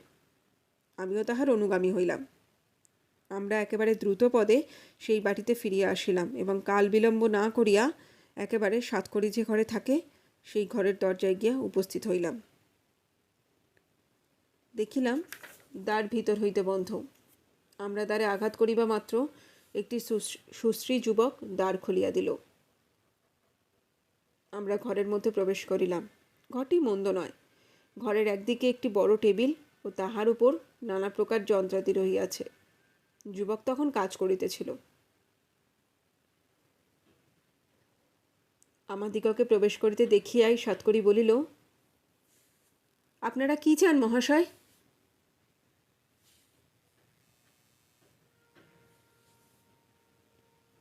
গিরিজাবাবু গম্ভীর স্বরে উত্তর করিলেন, আমরা আইন বলে আপনাকে গ্রেপ্তার করিতে বাধ্য হইলাম। সাতকড়ি একটু উগ্রভাবে বলিল, এরা পাগল নাকি? আমি কি করিয়াছি যে আমাকে গ্রেপ্তার করিবেন? গিরিজাবাবু রুক্ষ স্বরে বলিতে লাগিলেন, আর মিছিমিছি বকিতেছ কেন? তোমার সমস্ত কাণ্ড জানিতে পারিয়াছি। তুমি যখন যোগেনবাবুকে খুন করিয়া পালাও তখন তোমাকে সেই বৃদ্ধ দারোয়ানটা চিনিতে পারিয়াছিল, আর এই ছিপিটাতে তুমি ছোড়াখানা বিধিয়া লইয়া গিয়াছিলে। গিরিজাবাবুর এই সকল কথা শুনিয়া তাহার মুখ বিবর্ণ হইয়া গেল। সে যথাসম্ভব আত্মগোপন করিয়া বলিল, আমি এই বিষয়ে কিছু জানি না, আমি সম্পূর্ণ নির্দোষ। গিরিজা, আচ্ছা, তুমি ম্যাজিস্ট্রেট সাহেবের কাছে ও সকল কথা বলিও। আর বলিয়াই বা হইবে না? মৃণালিনী সমস্তই স্বীকার করিয়াছে। অসম্ভব, তিনি এ বিষয়ে কিছুই জানেন না। সাতকড়ি হঠাৎ এই কথাগুলি বলিয়া ফেলিল। গিরিজা, ও তাহা হইলে তুমি একাকীই সব ঠিকঠাক করিয়াছ জগদীশ। দেখো তো, এই টেবিলটার ড্রয়ারগুলো ভালো করে দেখো, কোনো কিছু আছে কি না। গিরিজাবাবুর কথা মতো আমি টেবিলের দিকে অগ্রসর হইলাম। সাতকড়ি আমার দিকে কটমটো করিয়া চাহিয়া রহিল। আমি তাহাতে ভ্রুক্ষেপ করিলাম না। বিশেষ সাবধানে টেবিলের ড্রয়ারগুলি তন্ন তন্ন করিয়া অনুসন্ধান করিতে লাগিলাম। তৃতীয় ড্রয়ারটিতে মৃণালিনীর স্বাক্ষরিত অনেকগুলি প্রণয় লিপি ও তাহার একখানি ফটো পাইলাম। ব্যাপার বুঝিতে আমাদিগের আর বাকি রহিল না। মৃণালিনী যে অতি গুপ্তভাবে সাতকড়ির প্রতি অবহিতভাবে অনুরক্ত তাহা এইবার প্রকাশ হইয়া পড়িল। সাতকড়িও অবস্থা বুঝিয়া আপনার সমস্ত অপরাধী স্বীকার করিল এবং হত্যার কারণ কি ও যাহা ঘটিয়াছিল সেই সকলই আনুপূর্বিক আমাদিগকে বিশদভাবে বিবৃত করিল। সাতকড়ি বলিতে লাগিল, যোগনবাবুকে হত্যা করিব বলিয়াই আমি রামগোপালের সাহায্যে তাহার সহিত আলাপ করি, যাহাতে যোগেনবাবুকে হত্যা করিয়া রামগোপালের ঘাড়ে হত্যাকাণ্ডের দোষ চাপাইতে পারি। ইহার জন্যই বাঘা কুকুরকে সঙ্গে লইয়াছিলাম, কারণ লোকে জানিত বাঘা রামগোপাল ও মৃণালিনী ভিন্ন অপর কারোর সহিত কোথাও যায় না। মৃণালিনীর প্রতি অবৈধ আসক্তি আমার যোগেনবাবুকে হত্যা করিবার জন্য উত্তেজিত করিয়াছিল। ইহার আরও উদ্দেশ্য ছিল, যোগেনবাবু মরিলে ও রামগোপাল দোষী সাব্যস্ত হইলে রামগোপালের ফাঁসি হইবে নিশ্চয়, এবং তখন তাহার অতুল সম্পত্তি ভোগ দখল করিতে কেবলমাত্র মৃণালিনী থাকিবে। মৃণালিনীর সহিত আমিও সুখে ভোগ দখল করিতে পারিব। গিরিজা, তুমি কেমন করিয়া খুন করিলে?